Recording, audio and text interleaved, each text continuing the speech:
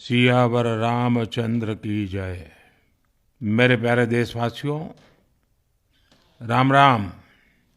जीवन के कुछ क्षण ईश्वरीय आशीर्वाद की वजह से ही यथार्थ में बदलते हैं। आज हम सभी भारतीयों के लिए, दुनिया भर में फैले राम भक्तों के लिए ऐसा ही पवित्र अवसर है। हर तरफ प्रभु श्री राम की भक्ति का अद्भुत वातावरण, चारों दिशाओं में राम नाम की धुन, राम भजनों की अद्भुत सौंदर्य माधुरी। हर किसी को इंतजार है 22 जनवरी का, उस ऐतिहासिक पवित्र पल का। और अब अयोध्या में राम लला की प्राण प्रतिष्ठा में केवल 11 दिन ही बचे हैं। मेरा सौभाग्य है कि मुझे भी इस पुण्य अवसर का साक्षी बनने का अवसर मिल रहा है। ये मेरे लिए कल्पनातीत अनुभूतियों का समय है। मैं भावुक हूँ, भाव विह्वल हूँ। मैं पहली बार जीवन में इस तरह के मनोभाव से गुजर रहा हूं। मैं एक अलग ही भाव भक्ति की अनुभूति कर रहा हूं। मेरे अंतर मन की ये भाव यात्रा मेरे लिए अभिव्यक्ति का नहीं, अनुभूति का अवसर है। चाहते हुए भी मैं इसकी गहनता, व्यापकता और तीव्रता को शब्दों में बांध नहीं पा रहा हूं। आप भी भली भांति मेरी स्थिति समझ सकते हैं। जिस स्वप्न को अनेकों पीढ़ियों ने वर्षों तक एक संकल्प की तरह अपने हृदय में जिया, मुझे उसकी सिद्धि के समय उपस्थित होने का सौभाग्य मिला है। प्रभु ने मुझे सभी भारतवासियों का प्रतिनिधित्व करने का निमित्त बनाया है। निमित्त मात्रम भव सव्यसाचिन। ये एक बहुत बड़ी जिम्मेदारी है। जैसा हमारे शास्त्रों में भी कहा गया है, हमें ईश्वर के यज्ञ के लिए, आराधना के लिए स्वयं में भी दैवीय चेतना जागृत करनी होती है। इसके लिए शास्त्रों में व्रत और कठोर नियम बताए गए हैं, जिन्हें प्राण प्रतिष्ठा से पहले पालन करना होता है। इसलिए आध्यात्मिक यात्रा की कुछ तपस्वी आत्माओं और महापुरुषों से मुझे जो मार्गदर्शन मिला, उन्होंने जो यम नियम सुझाए हैं, उसके अनुसार मैं आज से 11 दिन का विशेष अनुष्ठान आरंभ कर रहा हूं।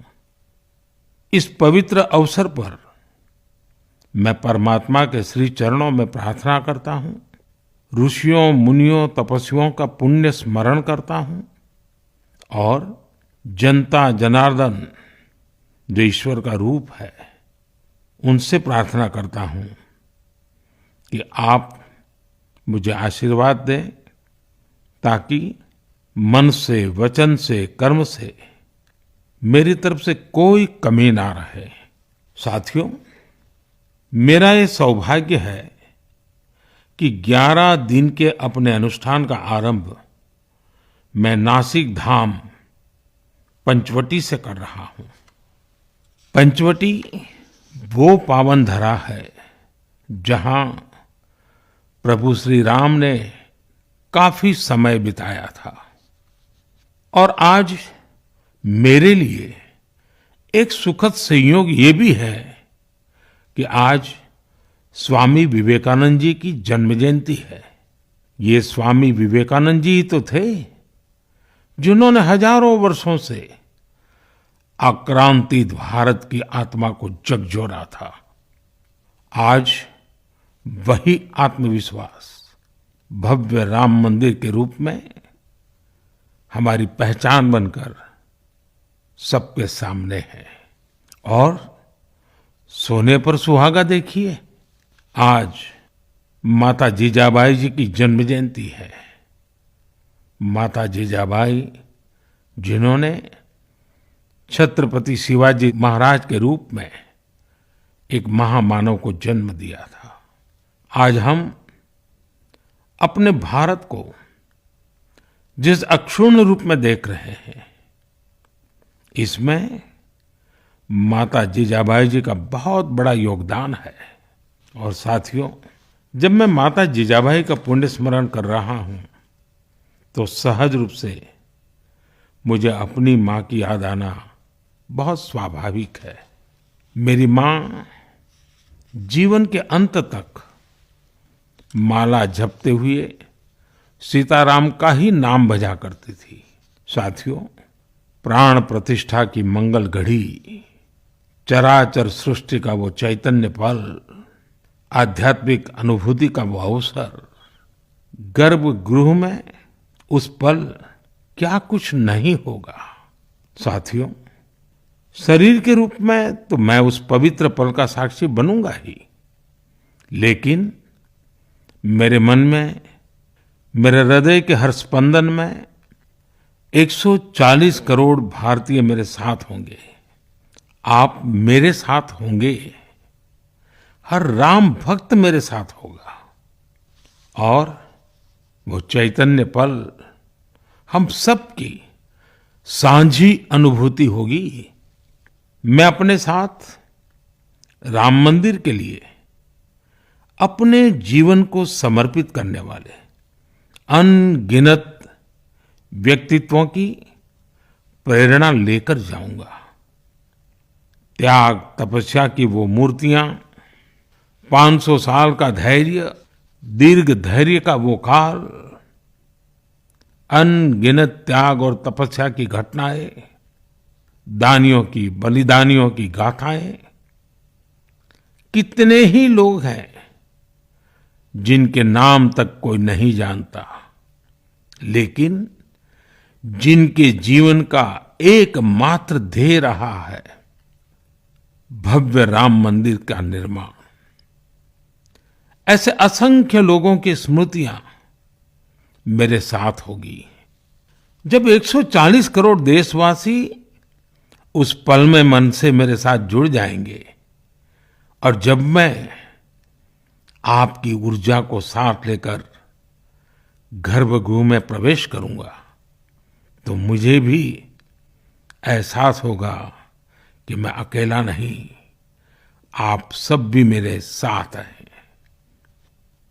साथियों, ये 11 दिन व्यक्तिगत रूप से मेरे यम नियम तो है ही, लेकिन मेरे भाव विश्व में आप सब समाहित है। मेरी प्रार्थना है कि आप भी मन से मेरे साथ जुड़े रहें। रामलला के चरणों में मैं आपके भावों को भी उसी भाव से अर्पित करूंगा जो भाव मेरे भीतर उमड़ रहे हैं। साथियों, हम सब इस सत्य को जानते हैं कि ईश्वर निराकार है, लेकिन ईश्वर साकार रूप में भी हमारी आध्यात्मिक यात्रा को बल देते हैं। जनता जनार्दन में ईश्वर का रूप होता है, ये मैंने साक्षात देखा है, महसूस किया है। लेकिन जब ईश्वर रूपी वही जनता शब्दों में अपनी भावनाएं प्रकट करती है, आशीर्वाद देती है, तो मुझ में भी नई ऊर्जा का संचार होता है। आज मुझे आपके आशीर्वाद की आवश्यकता है, इसलिए मेरी प्रार्थना है कि शब्दों में, लिखित में अपनी भावनाएं जरूर प्रकट करें मुझे आशीर्वाद जरूर दें। आपके आशीर्वाद का एक एक शब्द मेरे लिए शब्द नहीं, मंत्र है। मंत्र की शक्ति के तौर पर वो अवश्य काम करेगा। आप अपने शब्दों को, अपने भावों को नमो ऐप के माध्यम से सीधे मुझ तक पहुंचा सकते हैं। आइए हम सब प्रभु श्री राम की भक्ति में डूब जाएं। इसी भाव के साथ आप सभी राम भक्तों को कोटि कोटि नमन।